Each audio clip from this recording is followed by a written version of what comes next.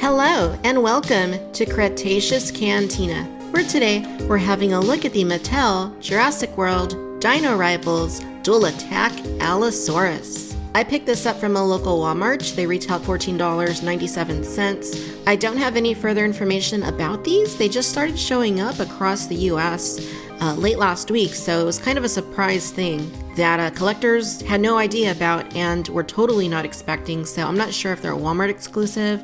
I'm not sure if they're going to be available online or what the situation is. I assume that they will be available everywhere, but I just don't know. Like I said, these were a surprise, so we really don't know too much right now. But this is really cool because this is part of the dual attack assortment, so larger dinosaurs. And it's not the same Allosaurus we got before, and we will do comparison when the time comes. So if you look at the packaging, it has the same Dino Rivals aesthetic that we've gotten before since late last year.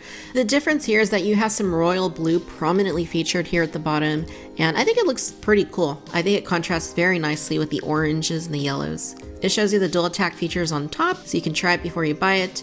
And the most interesting thing is at the far right, it says, as seen in Battle at Big Rock. What is Battle at Big Rock? I don't know. Is it an animated short? Is it a live action series? Is it a live action short? Nothing has been formally announced about any Battle at Big Rock, but you can hear myself and Tim from Collect Jurassic speculate about Battle at Big Rock on the upcoming episode of Collect Jurassic World, which you can download from your favorite podcast provider. At the back, you can see the Allosaurus looking a little bit more detailed. I think that's partly due to the way it's lit up. And of course, it's very obviously a glamour shot, so it's always going to look nicer than the actual product. But again, it shows you that it has slashing action, it has a chomp, a couple other items available in this wave, the Nasutoceratops and the Concavinator. We will be looking at both of those as well in the next couple of reviews here on the channel. You can see that the Allosaurus here in the image is eating the Coelurus. And here is the bottom for anybody that is looking for the UPC. There you go. All right, so I'm excited to get this unboxed. Let me take a couple minutes, get that taken care of. When we come back, we'll take a closer look at Allosaurus. All right, so here is our Allosaurus out of the packaging, and it's a very interesting looking thing. I will say that I like it, but I also have a few issues with it, and we'll get into all that. But again, I do want to mention that this is a retool of the previously released Allosaurus. It shares some parts with it, and some parts of it are brand new, and you'll see that as we go along here. For the most part, it seems to be standing okay. I don't have any issues so far, which of course with the previous Allosaurus, that was a big problem because it was very difficult to stand. Initially, it seems like it stood okay, and then it would start falling down. So I hope that's not going to be the issue here, but I'm not too hopeful because the legs are the same as the previous release. It also looks kind of scary if you look at it from the front, doesn't it? Proportionately, though, it's not too bad. I do think that that tail is way too short. This has been an issue with several of the theropods in the Mattel Jurassic World toy line, and this is no exception. The tail is way too small. That tail, to me, just kind of looks like a rat tail, like from certain angles, just depending on how you orient it. But yeah, so let's go and take a close-up look here at the Allosaurus. So this is a brand new head sculpt than what we had previously. And you can see it looks a little beefier, it looks a little meaner, it looks a little more bold, which is good because the previous Allosaurus, whether it was a juvenile or I don't know, it just looked a little bit too narrow and not really an accurate snout to what Allosaurus really should have looked like. This is probably a little bit closer, even if it's not all the way to where it needs to be. It's pretty close compared to the previous release. But yeah, there's a lot of detail here on the head sculpt. It is a little bit soft, I will say. If you look at the texturing here, it's a little bit soft compared to many of the dinosaurs in this toy line. So I will say that on the surface, it looks good. I really do like these protrusions above its eyes. I think that looks really great. The detail does look pretty soft, even here on the jaw. Like there's really not a whole lot going on there for you to look at. The eyes are basically just yellow with a little blue pupil, and on the other side they're painted pretty well, and you can just see you have like the blue and then it kind of goes into this more yellowish ivory sort of color there, which is interesting. If you look at it head on, again, it looks pretty scary from the front, but you still get the blue tongue. That was what we had on the previous release. That is still the same. The inside of the mouth, the roof is not painted. but these cheek membranes are in fact painted kind of like a beige pinkish color. And the teeth you can see are also yellow. They're not as dark as the skin. They are a little bit lighter, kind of like just an off-white yellowy sort of color. The neck looks a little skinny, and you will see you have these ridges along the entirety of the dinosaur's body. That's not too dissimilar to what Hasbro did back in 2013 with the Allosaurus that they released, the really awesome Allosaurus, and we'll compare it in just a little bit so you can see that, which was sculpted by Sarah Richard. And this kind of looks like it almost like takes inspiration from that, or from the Papo Allosaurus even. So looking at the arms, you can see that they do incorporate that sort of technique where Mattel uses that fleck that kind of shows through the sculpt or the paint. So you can see that on the arms. You can actually see it on the jaw, but you don't really see it on the torso all that much. I mean, there's kind of hints of it here and there, but you don't see it all that much there. Even in the legs, it's a little more subtle. It's not until you get to the end of the tail where you see more of that fleck. So like I mentioned, this is basically like a beigeish, yellowy sort of color for the skin tone, kind of like a really deep ivory mixed in with a bit of yellow. And then the blues are interesting because they're not all the same color. Like up here at the snout, you have this more electric blue sort of color. It's kind of Sonic the Hedgehog-esque.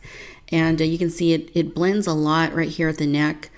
Before it gets into the back of the torso and the leg, where it actually becomes a darker sort of blue, almost more of an indigo color. And here at the leg, it goes back to light, like there at the bottom of the leg. So that is pretty interesting. Same thing on the left side, lighter blue, darker blue, then lighter blue on the front.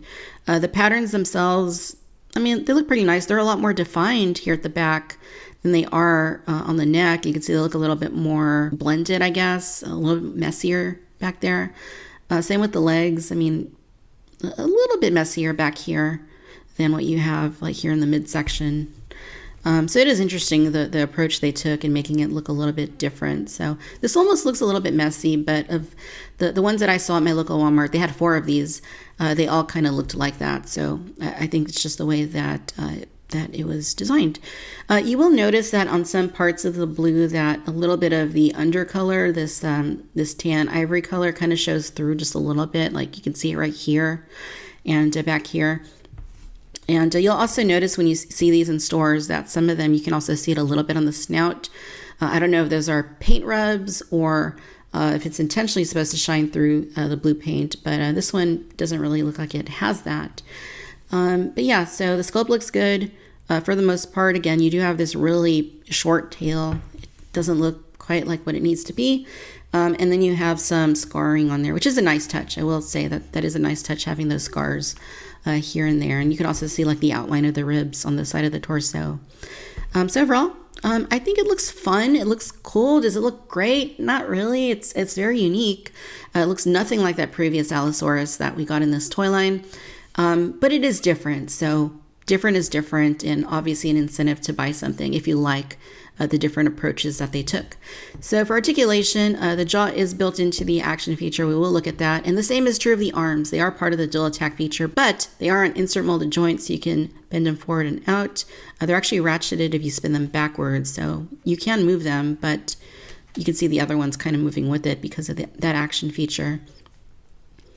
Now, the legs are also on the same joints that we had before, so they do go out a little bit, and you can move them forward and back in order to find, the right balance to stand. And interestingly, you can also rotate the tail, so if you wanted to do that. So let's show the dual attack action feature. So you do have the 2 buttons here at the top. You can see the front button and the back button. So what you're going to do is to press the front button, the mouth opens and closes. If you press the back button, the arms slash. And if we reposition them a little bit, it still works. So that's actually kind of cool. I do like that. I enjoy that more than a tail strike, especially on a theropod. A tail strike doesn't really make sense.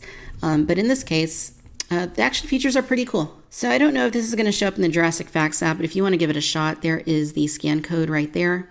Here is the card that comes with the Allosaurus, and you can see that it it looks interesting, a little bit cartoony, but I mean, that's kind of par for the course with these cards. Looking at the stats, its strength is a 7, so pretty average. Its speed is also a 7. Its intelligence is actually a 3. It's not very smart. And then its ferocity is an 8. So it's still dangerous. It might not be very smart, but it is dangerous. And I will say that there's a lot of tape that come on these cards in this way for whatever reason. So they leave a little bit of residue. It feels a little bit sticky, unfortunately. All right, so here is the Rorovor's Allosaurus. And this goes back all the way to wave 1 of April 2018. So you can see them side by side, and they look radically different. Now, I did mention that the new one is a retool based off of this original. So what's different? Well, the torsos are completely different. You get a much bigger torso on the dual attack version. You get a much bigger head on the dual attack version as well. The tail is also a different sculpt. It's not necessarily bigger or longer. It's just a different sculpt. It's a little thicker, a little beefier. The arms, however, and the legs are going to be the same as we had on that original release. So you can see that the new Allosaurus does in fact have a different shaped head. It is a little bit leaner. It's a little bit more elongated. And just looking at it side by side there, you can see how much meaner this new one looks. This one is semi-film accurate in terms of colors, even though it didn't really look like that because the colors are very vibrant here. But yeah, I mean, I do prefer the head sculpt on the new one. I mean, it just looks a lot more bold. It looks a lot more like it's a threat compared to this one, which just looks a little cartoony to me. Looking at the torsos, you can also see how the dual attack version has a much thicker torso. You can see how it's like a little bit more rounded, like here on the side. So I definitely think this could work as an adult compared with a juvenile Allosaurus. So that definitely makes sense in my headcanon. And also, all of these ridges that you have on the back of the body on the dual attack are not present on the Rorovor's Allosaurus. So I think that actually does a lot for making this look a lot more interesting.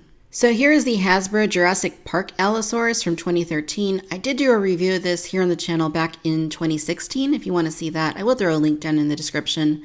But that was like the pinnacle of Hasbro Jurassic Park toys. That's one of the best dinosaurs they ever did. This and the Pachyrhinosaurus were just outstanding, fantastic toys. And I did mention the inspiration that I'm seeing on the dual attack version from Mattel from the Hasbro Allosaurus. You can definitely see like those ridges along the back are very similar. And as I noted, Sarah Richard actually sculpted this awesome Allosaurus. So if you're not following her on Instagram, definitely look her up. She's a really awesome artist, does a lot of great work. And the Hasbro one, of course, may or may not have been based on this Papo Allosaurus that you see here, which also has very similar ridges and a very similar aesthetic. And in the last several months, Papo actually repainted this Allosaurus, so there is a new version of it out there. But if you want to see a review of this one, I did do one here on the channel, so I will throw a link for that down there as well. Here's a size comparison between the Allosaurus and one of our Owen figures, and you can see it's a pretty good size next to Owen. I feel like this is pretty close to real life scale, maybe a little small, but not by a whole lot. It actually looks pretty good.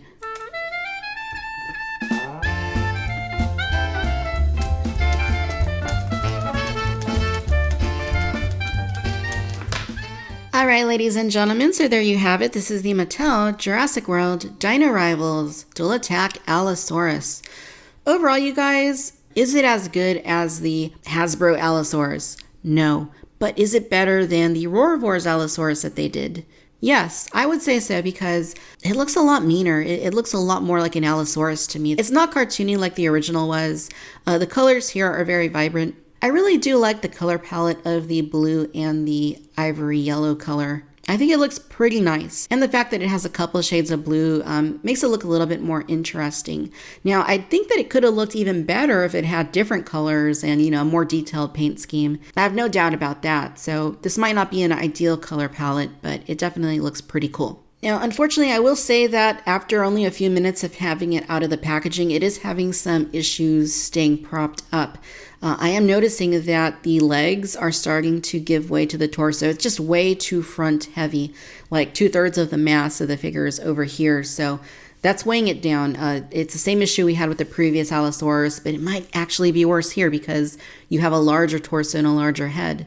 And the same legs that they should have retooled or resculpted, but they didn't. I think the dual attack features themselves work really well. I am pretty happy with the way that they integrated both the chomping jaw and the slashing arms. It's pretty fun. I also take great issue with the proportions. I mean, it just looks a little funky. I mean, the torso is big, the head is big, but then you have these little legs and that really odd looking tail. I mean, I can sort of overlook if it were just the tail, kind of, sort of. But when you throw in the rest of the proportions, I mean, it's just strange. They really should have sculpted the entire thing from scratch and not try to cut corners because, I mean, I think they owed it to this dinosaur. It's got a lot of potential. It could have been really, really awesome. And it's pretty cool in some ways, but there are some things about it that are really limiting and prevent this from being as great as it could have been. So overall, if you're picking and choosing with this toy line and you already have the previous Allosaurus, should you get this one too? I would say yes. I think that the pros outweigh the cons, and I definitely enjoy it more than that previous one. And I think when I showed them to you side by side, you can definitely see how this one is an overall improvement over its predecessor. Of course, if you're buying the entire line, you're going to buy it anyway. But yeah, there is some fun to be had here. It's not as good as it could have been. There are some things they should have done differently, but for the most part, it is an improvement over the previous one. And I think it's pretty fun. I think it looks cool. It's enjoyable as a toy, and I would recommend it to you. Alright my friends, I hope that you've enjoyed this video. Let me know your thoughts about this new Allosaurus down in the comments. Will you be picking it up? Be sure to follow me on Facebook, Instagram, and Twitter for the latest news and updates. Subscribe to Collect Jurassic World through your favorite podcast provider. As always, I'd like to thank you for tuning in to Cretaceous Cantina. Until next time, bye-bye.